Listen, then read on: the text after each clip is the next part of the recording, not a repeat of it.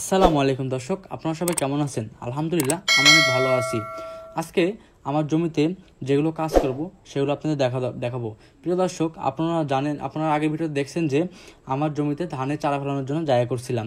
কারণ এখন হচ্ছে ধান লাগানোর টাইম এবং ভুট্টা তোলার পরে হচ্ছে আমরা এখন প্রতিবার এই টাইমে ধানই লাগাই, আর সবাই হচ্ছে এই টাইমে ধানই লাগায়। প্রিয় দর্শক, আজকে প্রথমে চলে গেছিলাম হচ্ছে আমার জমিতে যাওয়ার পর আমি গতকাল হচ্ছে দুইটা লোক ঠিক করছিলাম। কারণ জমিতে এখন যেহেতু ধান লাগানোর সিজন, জমিতে এখন ভালোভাবে রেডি করা হয় নাই। এর জন্যই জমি ভালোভাবে পরিচর্যা করার জন্য চলে গেছিলাম হচ্ছে জমিতে। আমি লোকদের আগেই বলছিলাম যে হচ্ছে আমার জমিতে যে চারদিকে যে আইলগুলো আছে সেগুলো হচ্ছে সুন্দর করে সেটে দিবেন। কারণ যদি না সেটি তাহলে আপনার যে চাষের টাইমে একটু অসুবিধা হয়, চাষও ভালোভাবে দেওয়া যায় না এবং জমি দেখতেও সুন্দর লাগে না। এর জন্যই বলছিলাম যে জমির আইলগুলো ছিল সেগুলো হচ্ছে সব সেটে দিতে। পরে আমি যেহেতু গরু লালন পালন করি, যে গরুর যে গোবরগুলো সেগুলো হচ্ছে আমার যে গোবরগুলো ছিল সেগুলো হচ্ছে অনেকদিন ধরে আমার বাগানে হচ্ছে ছড়াই থুইতাম। কারণ হচ্ছে যেহেতু আমরা জমিতে চাষবাস করা লাগে, সেজন্য জমিতে যদি দিই তাহলে আপনার হচ্ছে জমির চাষবাস জমির যে উর্বরতা জমির সেটা হচ্ছে অনেক বৃদ্ধি পায়।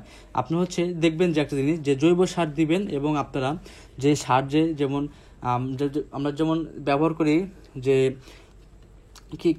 কিনে যেগুলো সার ব্যবহার করি, ইউরিয়া, ডিআইবি এবং হচ্ছে আর অন্যান্য পটাশ, আপনার অন্যান্য যে সারগুলো আছে সেগুলো তো কিন্তু জৈব সারের অনেক আপনার হচ্ছে ভালো, বা জৈব সার হচ্ছে আপনার অনেক হচ্ছে মাটির যে উর্বরতা বৃদ্ধি করে এবং ফসল অনেক ভালো হয় জৈব সার দিলে।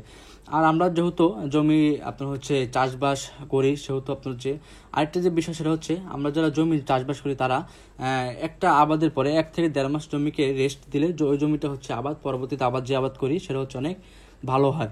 এরপরে হচ্ছে আমি হচ্ছে যে আমাদের এখন আমরা দেখতেছেন যে আমাদের জমিতে হচ্ছে অনেক বেশি ঘাস হয়েছিল। ঘাস হওয়ার কারণ ছিল জমি প্রায় 1 মাসের মতো জমি খালি ছিল, এই জন্য হচ্ছে বেশি ঘাস হয়েছিল।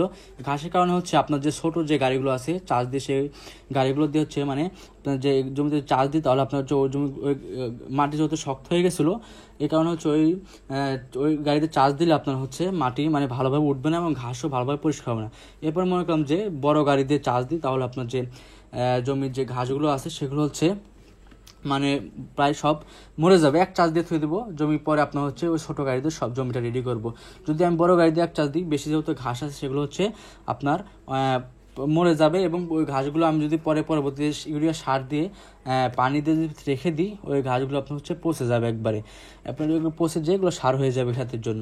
এর জন্যই আপনার যে জমিতে চাষ করতেছি বড় গাড়ি দিয়ে। প্রিয় দর্শক, আজকে আমার ভিডিও এই পর্যন্ত ছিল। আমার ভিডিও যদি ভালো লাগে অবশ্যই কমেন্টে জানাবেন এবং নতুন নতুন কী ভিডিও আপনারা দেখতে চান সেটা আমাদেরকে জানাবেন কমেন্টে। আমি অবশ্যই যদি আমার জানা থাকে সেগুলো আপনাকে জানানোর চেষ্টা করব এবং আমার কথা যদি কোনো ভুল হয়ে থাকলে আপনারা তাও জানাবেন।